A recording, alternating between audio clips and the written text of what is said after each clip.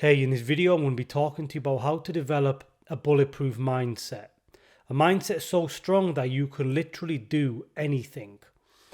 Having a strong mind is probably the number one asset that any human being can have. Anybody who achieves anything meaningful, whether that's spiritually or in the physical world, has a very strong mind. What I see now, though, is a lot of people's minds have holes in them. It's just a byproduct of the world we live in. And when your mind has holes in it and is not bulletproof, you are leaking energy. As you are leaking energy, you become weak, you become distracted, and then you can't really create any sort of change in your life. So in this video, I want to take you through 3 steps that are going to help you identify how you have holes in your mind, how you can begin to strengthen your mind, and then almost develop a superhuman mind. The most foundational aspect of your mind. What's the most basic thing that it does? I'll give you the answer. It is conscious. There's awareness, consciousness. That is the ground, the foundation of your mind. Intelligence, thought, thinking, everything else comes out of consciousness. So that is the substance, let's say, that we need to work with in order to develop this formidable mind. When you begin to work with consciousness and see that as a form of energy, then you can begin to strengthen it. Then you can begin to develop it. And as you develop and strengthen your consciousness, your mind becomes robust. I want you to think of life in terms of energy. I think Einstein said this as well. Think of life as energy, right? A lot of the things I'm going to be talking about in this video, I want you to think about it as though it's just pure energy. That quote you've all probably heard, where attention goes, energy flows. So think about that. What are you giving your attention to? What is a waste of your time? Because that's where you are going to reclaim a lot of energy. The things that you are just giving it away to. Yeah, you don't want to hear it again, but yeah, you need to stop spending as much time on your phone, right? This is not easy for me either, right? This is something that I have to struggle and have my own challenges with, but it's the only way. Because if you want to change your life, you need a higher level of energy than you have now, right? Let's say currently you're here. You want to go, whatever that looks like, you want to go to this higher level. Spiritually, physically, materially, whatever, you want to go to this higher level. This higher level is going to require more energy than you have, okay? That's why it's hard for you to get there, because you literally don't have enough energy to get there. You will reclaim the energy by plugging the holes, by not wasting it and giving it away cheaply to all these things that that are shiny, that grab your attention. We become very mentally weak. Right, very mentally weak, and it's getting worse. Things grab our attention and we just go there. Okay, kids are getting programmed with mobile devices to just follow these thrills and dopamine spikes from a very young age. So it really has a detrimental effect on your mind. And the good thing is the mind is neuroplastic and you can begin to wrestle that power back. But you have to do it. Nobody's going to help you. And when you begin to plug the holes and you stop wasting energy on these things, you actually grow in energy. You will feel more motivated. People talk about why aren't I motivated? Well, stop wasting your energy on these needless things I've just talked about. And trust me, you'll find more motivation. You'll have more energy to do more of the things that you would rather be doing.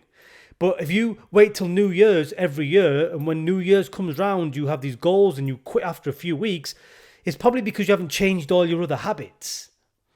You change all your other habits, you plug them holes, you reclaim the energy. And now when you try to attack your goals, you're probably going to go further. You have more energy, you can make the leap. Okay? But you need to make some sacrifices. So we are going to help you build your consciousness, which is the foundation of your mind. The more that consciousness you build, the stronger your mind. The first step is you need to audit your attention. Audit your attention. Now, most people's attention is scattered. It's going anywhere and everywhere. They have very little control over it. We could argue that it's not really their fault, because a lot of technology these days is intelligently designed to rob you of your attention. social media apps, the mobile devices, Netflix, video games, TV shows. All of these things that you're probably aware of are robbing your attention, and you are probably being a slave to them. Also, your inner world is robbing your attention. Your inner world is robbing your attention through thinking, worrying about needless things, being concerned about things that are outside of your control. Maybe you had an argument with somebody and now you're ruminating on it. Like all kinds of meaningless, purposeless thinking is a waste of your energy.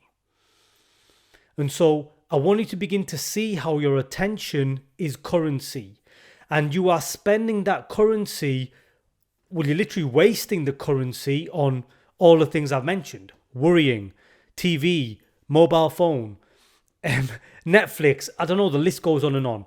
You need to do an audit to see where you are wasting your attention. This is the first step.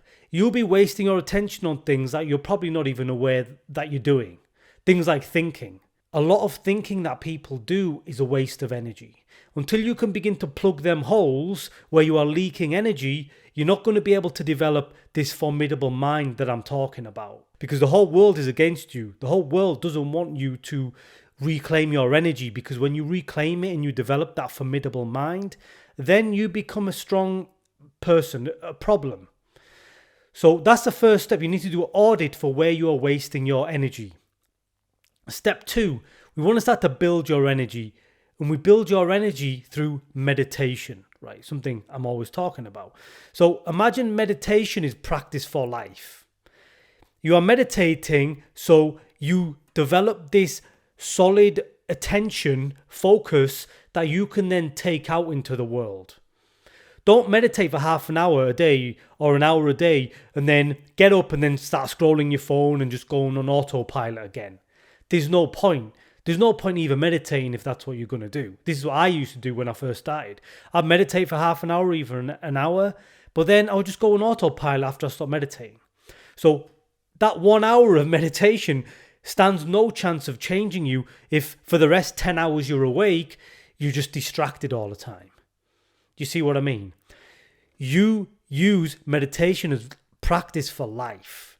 You use meditation to develop this strong internal focus, developing this kind of stillness internally. So let's say you get into your meditation. You sit down, you get quiet. I like to focus on my awareness, consciousness. So when I close my eyes, this is emptiness, like just blackness. That's what I focus my attention on. You need to have something to focus your attention on. When you focus your attention on that, what you're going to find is thoughts are going to creep up. You might get uncomfortable. You might feel hungry. You might feel a strong emotion. All these things are going to start coming up, and they're going to drag your attention away. Them dragging your attention away is like your mobile phone wanting your attention, or you wanted to watch Netflix, okay? But as you begin to keep bringing your attention back, that's when you are developing your consciousness. The more you do that, the more these distractions start to lose their hold over you. And eventually you get to a place where you can, for the most part, hold your attention in one place for 15, 20 minutes. It doesn't waver. You're not just doing meditation because it's a habit you want to cross off your list. No, it's a very active process where you are really mentally exerting energy and effort. Okay, I'm going to really focus as much as I can, as deeply as I can. And it's a very difficult thing to do, but that is when you will develop this stronger mind and this strong focus. And like I said, when you stop being distracted by thoughts and feelings and emotions, you'll stop being distracted as much in the outside world. I learned this interesting kind of teaching from a meditation teacher, and it's to imagine your attention is like this ball of light or just a ball of energy. That's your awareness. When you have a thought, this ball of awareness goes to these thoughts. When you have a feeling, this ball of awareness goes to these feelings. When you feel hungry, this ball of awareness goes to this hunger. So this ball of awareness is always moving around depending on your thinking, what you're feeling, what you want to do. It's moving everywhere. It's always moving around. Now, when you're meditating, I want you to try and hold this ball of energy in one place. You'll notice it want to kind of move off center and move around and think and feel. I want you to imagine this ball of energy and just hold it in the center for as long as you can, okay? Especially when you're out in public, right? That's the hard place to do it. That's when you make meditation a life practice, okay? I'm going to go out in public and I'm going to hold my attention where I want it to be.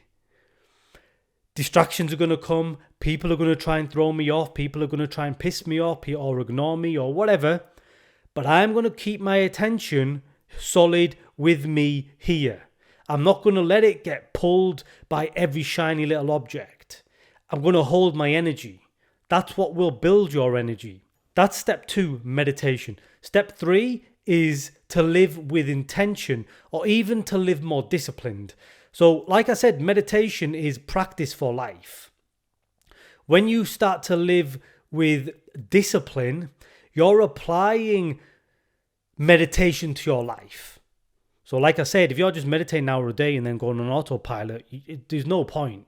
The meditation is probably going to do very, very little for you. You need to take that meditation, that kind of mindset of focus, intention, and apply it to your life. And we do this through self-discipline, okay? So you need to create a disciplined life where you get up at a certain time, you have certain tasks that you intend to do. You spend however long doing the task. You don't multitask. You just focus and dial in on the task. Then your whole life becomes your whole life becomes a meditation then. And that's when you will see the quickest results. That's when you'll really develop a strong mind.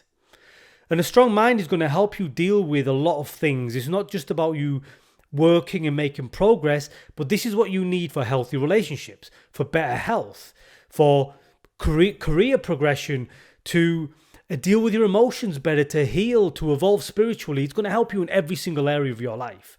So when I said at the beginning, it's the most powerful asset you can have, because it's going to help you everywhere.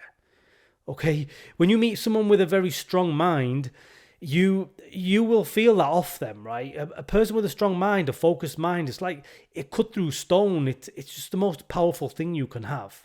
A lot of people these days work on their bodies, right? They develop strong, great looking bodies, but do they really spend as much time on developing this? You see what I mean? I think that's the next level of human evolution. A lot of us are getting our health in order, but the mind is a different beast. It's a tricky beast. Because with the gym, you go to the gym 4 times a week, even 5 times a week or whatever, you get in great shape. With the mind, this is a constant training, constant challenge. Not just 1 hour meditation, but all day you need to be disciplined, intentional, focused on everything that you're doing. Not multitasking, not being distracted, but intentional. Focused. And yeah, obviously when you're done with your work day, at the end of the day, yeah, take some time to chill out and relax. Of course, right? You need to unwind as well. But for the most part of your day, you need to be focused with intention, and your life should become an active meditation. That's how you develop a bulletproof mind, which is going to help you in pretty much every area of your life. So that's everything I'm going to talk about in this video. I hope it helps some of you out. If you want to watch more things like this, check out these videos right here. But until next time, God bless.